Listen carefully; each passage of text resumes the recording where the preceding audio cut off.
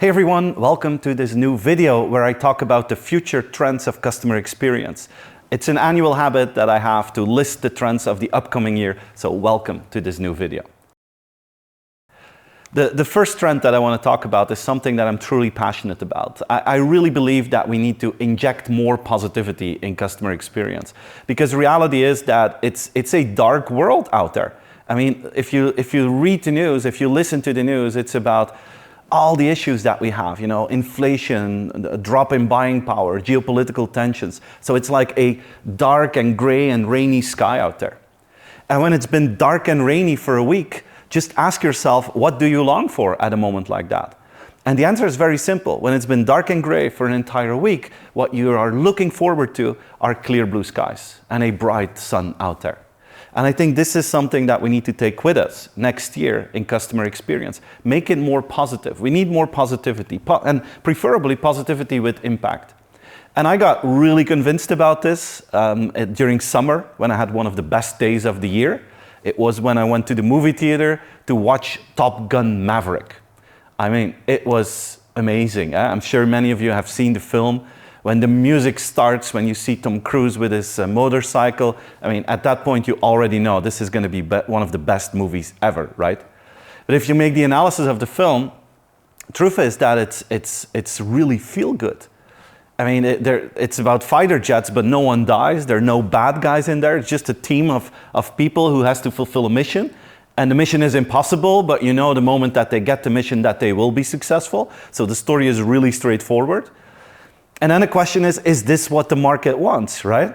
And the answer is yes, this is what the market wants. Top Gun is like the best rated film ever. It's one of the most successful films in terms of revenue ever. So people really long for these positive vibes. And we need to bring this towards them. I really believe that we need to add the Top Gun effect in customer experience the next few months. People need that positivity. And if we can do it with impact, I mean, that's the really holy grail out there. I'm sure many of you are familiar with Mr. Beast. He's like the most popular YouTuber out there. He has more than 100 million followers. And the cool thing is, the secret of his success is that he shares his wealth and his success with his followers. So he's like the biggest quiz master on the planet, if you ask me. Sometimes he says, hey, do you want to have $1 million? I'm going to give you $1 million, but you have to spend it in the next 1 or 2 hours. And then he makes a creative video about that. So a big chunk of his money is just going back to his followers. And because of that, people just adore his videos. They're really cool, but he's also sharing. Like when he had his 100 million follower on his channel, he gave that person an island for free. So crazy guy. And then his followers said, yeah, Mr. Beast, you're doing so many good things for us, but why don't you do things for the planet? And he said, well, okay, I agree, give me a challenge. And his followers said, well, we want you to plant 20 million trees. And he planted 20 million trees. And then they said, well, you know, Mr. Beast, the beaches are becoming really, really dirty. Can't you clean the beaches? And he said, okay, I'm gonna try. So they started to clean the most dirtiest beaches on the planet. And this is the entire philosophy, right? He's very popular, but he shares his wealth. It's super, super positive. It's super, super feel good. And this is what the market likes these days. And this is what we need to inject to our customer experience the next couple of years. It's like the evolution of work. People used to work with their hands in the past. Today, most people work with their brain. In the future, if we want to make a difference, it's about working from the heart, because that is what the market needs at this point. Positivity with impact. The second trend that I want to talk about is the rise of empowered customer experience. I think that in the past, companies tried to tell their customers what to do and force them or guide them in a certain direction. Today, you feel that this doesn't work anymore. People don't want to be told what to do. What people like is that you offer a context, that you offer options, that you offer opportunities, and that they then can select what fits best with them in a positive way again. One of my favorite examples to explain this is Everytable. I met the founder of Everytable a few months ago when I was in Los Angeles. And this is a company that tries to do well. They want to offer healthy lunches at an affordable price. And what they do is they open up their stores in the less rich neighborhoods in the US where the income is like lower than average. And what they want to do is they want to offer a healthy alternative. So they look at the price of a Big Mac meal and then they go 10% below that so that you have a healthy alternative. They don't force you to do it, they don't tell you to do it, but they offer the opportunity that you can eat something that is good for you at an affordable rate. And their mission is to make sure that every American citizen can eat healthy in an affordable way.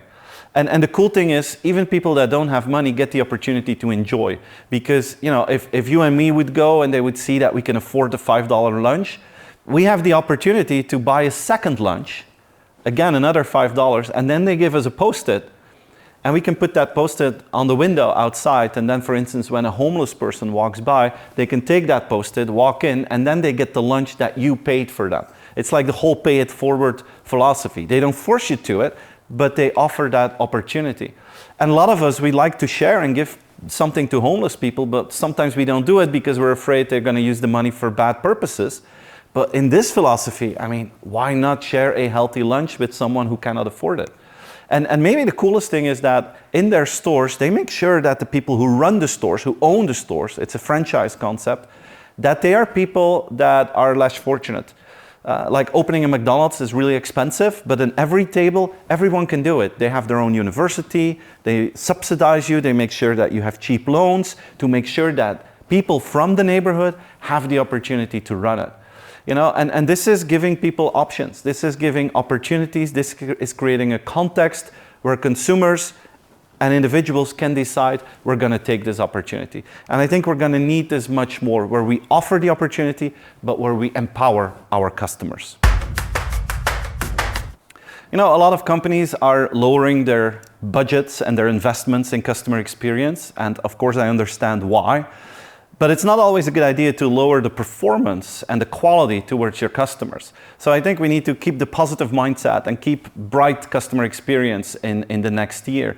And to do so, there are like two lanes that we can go into. The one is, of course, that we can increase the efficiency of customer experience. And the other one is that we can increase performance.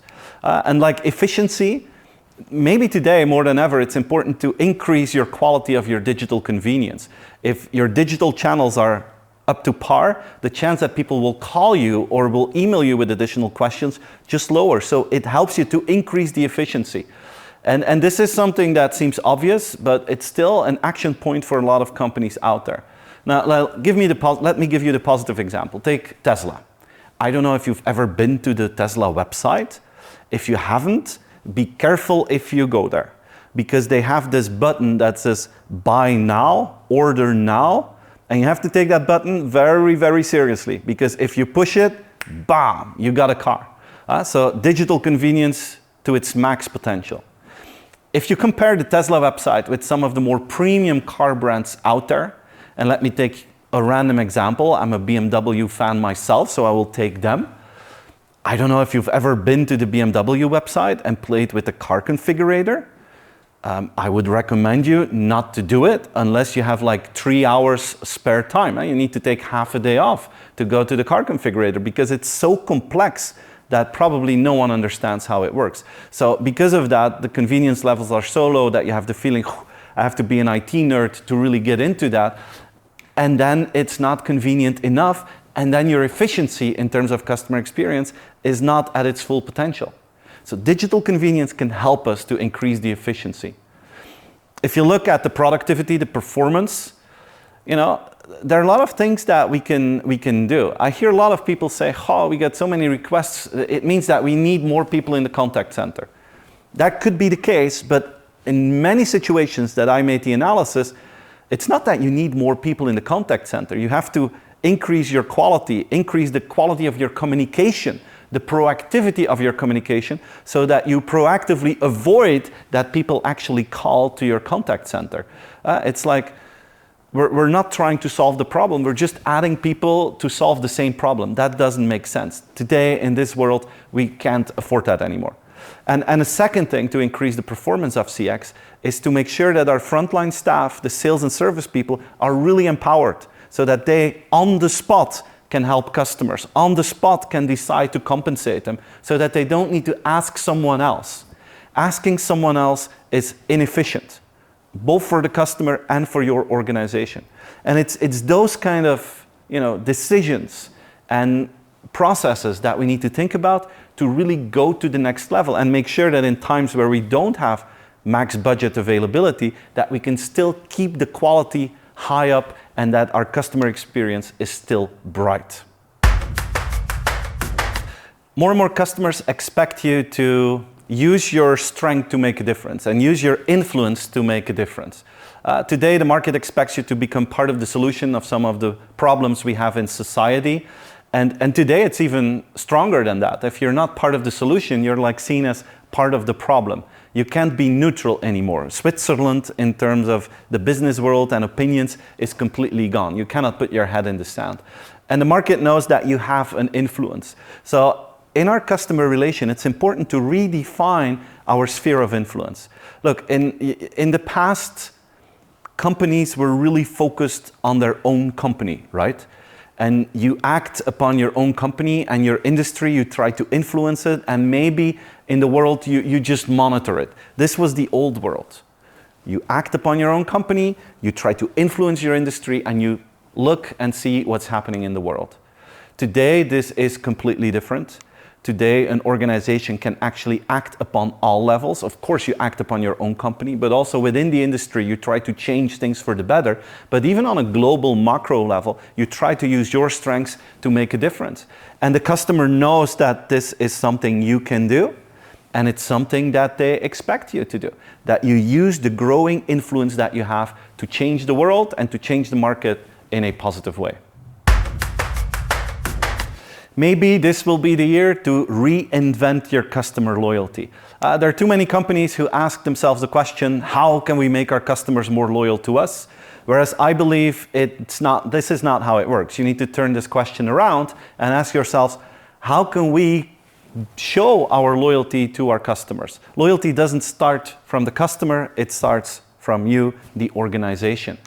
And you know, it's something that I've been talking about and writing about in my Offer You Can't Refuse keynotes and in my book, The Offer You Can't Refuse, how we in customer experience need to move beyond the customer journey and also talk about the life journey. How can you create positive change in the life of customers, and by doing so, they become loyal to us? And there's this beautiful example here. It's Lululemon, it's a fashion retailer. Their mission is to make sure that people look good. They want to do whatever they can to make sure that people look good. And of course, they do that by selling fashion, and they try to create a good experience, and they've been quite successful with that.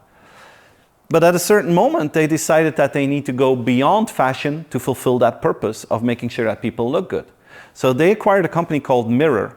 It's like a tech company, and you put this smart mirror in your house, and then you can do workouts, and you have all kind of data and information about it that helps you with your day-to-day workout from the comfort of your own home. So when a lot of people saw this, they were like, hey, this is strange. This is a retailer that is now actually buying a tech company. Are they changing lanes here? What is going on? But if you look to their purpose, we want to make sure that people look good, then it makes a lot of sense that they add the working out part to the fashion part. And now they're going beyond that. Now they're starting up a membership initiative where people pay an annual fee to become a Lululemon member. And it's a fee of like $128 that you have to pay, so it's quite an amount for a year membership. But of course they compensate that with free clothes and free fashion items that you get. But once you're part of this community, you get a lot of benefits. Like you get invited for yoga classes or for working out in a group. You get early discounts when they have some new products out. So you become part of that membership. And this is more than a loyalty card. Here you become part of the Lululemon community. You're part of a lifestyle community of people with the same interests. And by doing so, you become loyal to that community facilitated by Lululemon.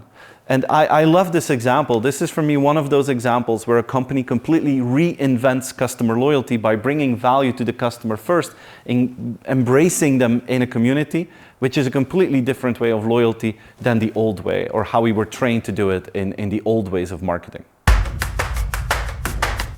What if you can help your customers to save and maybe make money by being your customer? This is a new philosophy in terms of customer loyalty. What if you create a shared interest where the customer can benefit from your success? Let me show you an example from Shein. Shein is maybe one of the largest, maybe the largest online fashion platform that we have right now. To give you an idea, there are more phones in the United States with the Shein app on it than you have phones with the Amazon app on it. It's huge.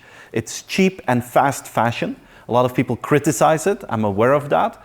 But their philosophy in creating a community and creating shared interest is something worth looking at.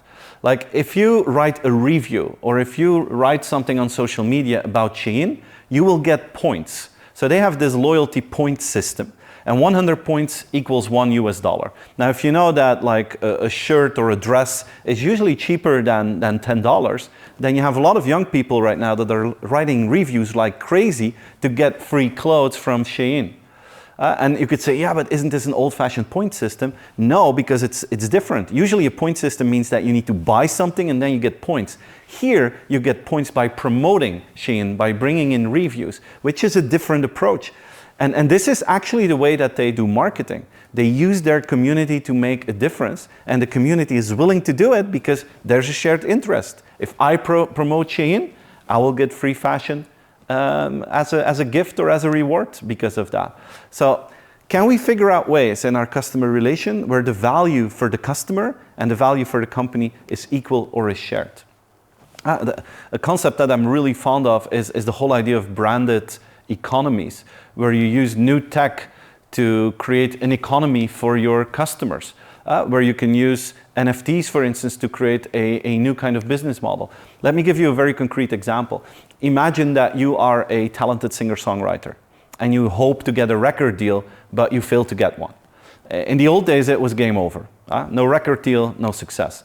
Today, all these young, talented singer-songwriters, they have their own TikTok channel, they have their own YouTube channel, Instagram, they have a community there.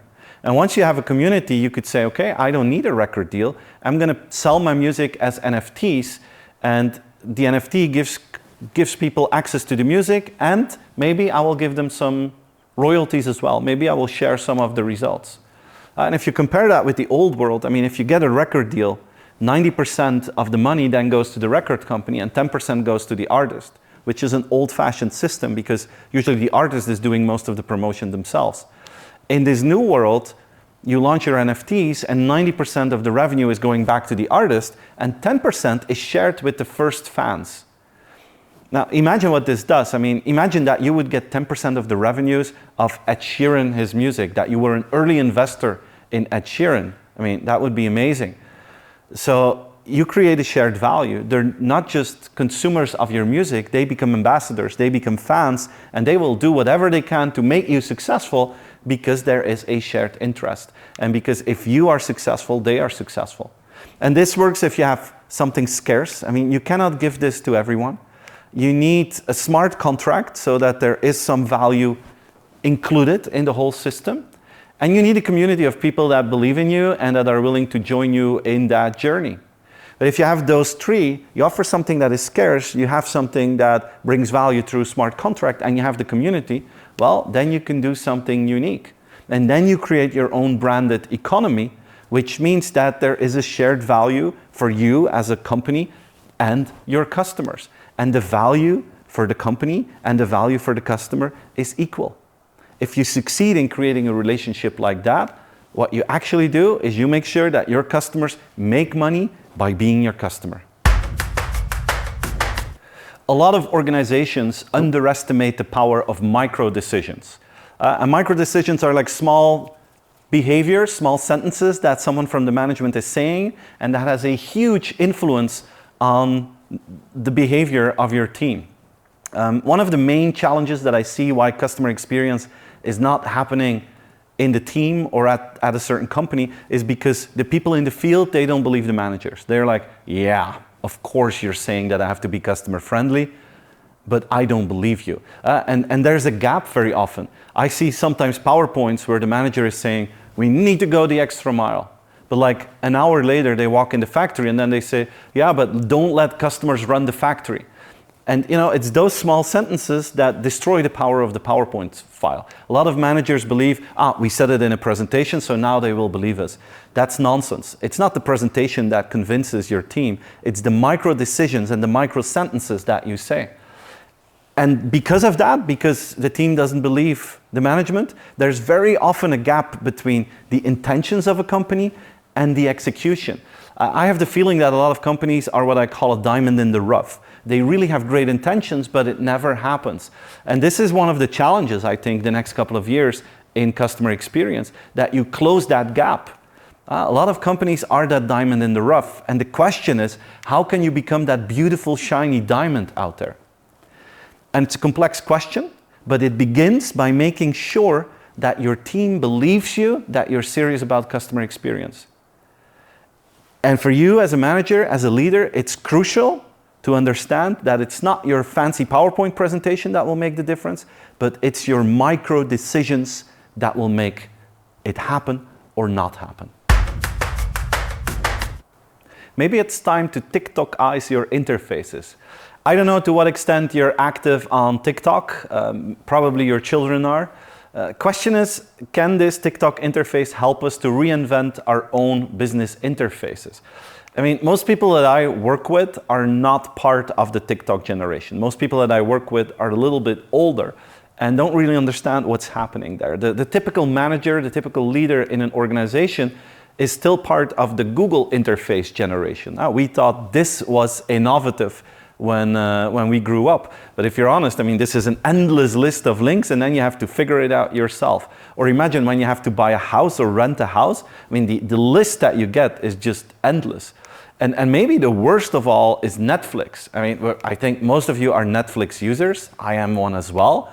But look at the interface. I mean, it hardly changed over the last couple of years. It hardly changed in the last 5 years. And a lot of people today, including myself, are suffering from what we call the Netflix syndrome. I don't know if you have the same issue, but the Netflix syndrome is like that feeling when you're watching the last episode of a show that you like and you don't know which one will be next, like that black hole out there. You know, if people then have to look for a new show, it takes on average 40 minutes. This is what they call the Netflix syndrome. I mean, this is because the interface is not up to par anymore, not up to speed. If you compare that with TikTok, I mean, TikTok is fast and easy, plus the algorithm is probably the best in the market. The downside is that you become really addictive to it. I mean, when I'm on TikTok, I have to be very careful because before I know it, I'm on there for more than an hour. You're getting dragged into it. That's the downside. But the plus is this system really knows you well. So imagine that you could change your interfaces.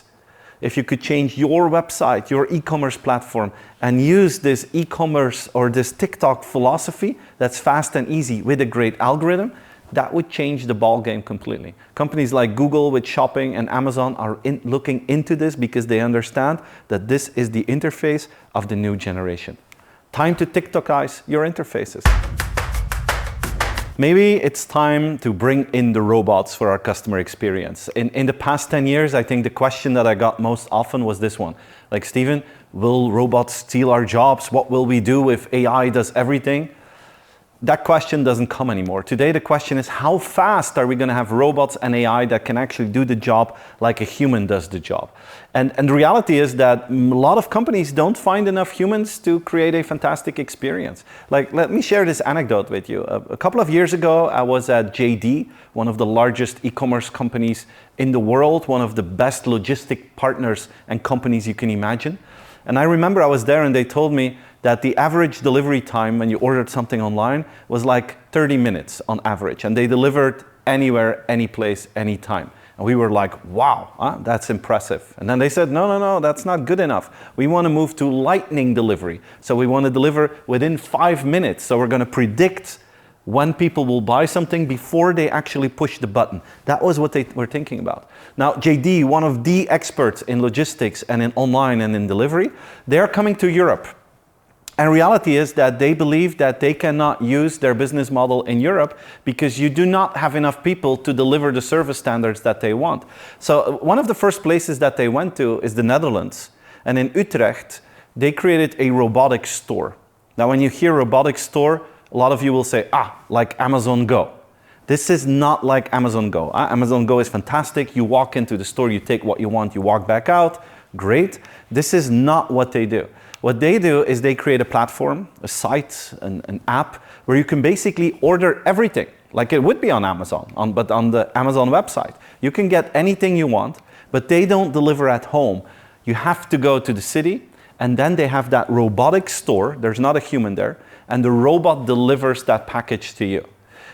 And this is what JD does because they feel there are not enough humans in Western Europe to deliver the service standards that they want to deliver. And this is what we're going to see more and more, bring in the robots. I mean, I was traveling a lot in the last couple of months, and in almost every airport you have now robots bringing the food to the table because there are not enough humans to do the job. When I was in LA a couple of months ago, and these little robots, you see them in the wild all the time. They're like food delivery robots. You know, and I've seen them for many years, but they always had like a human chaperone with them. Now they're in the wild all by themselves delivering pizza and sushi, and they're doing a great job because there are not enough people to do the job. And this is something that a lot of us will experience if we want to deliver a certain quality standard. Only having humans to deliver that will probably not be good enough. So in the next couple of years, we're going to see more and more robots in the customer experience. Time to bring in the robots. Maybe 2023 will be the year where ambient intelligence is reborn. This is a term from the 1990s where someone said, what if devices all work together thanks to the information and the data that they get? And by doing that, they deliver a fantastic and invisible service to consumers. This was very visionary.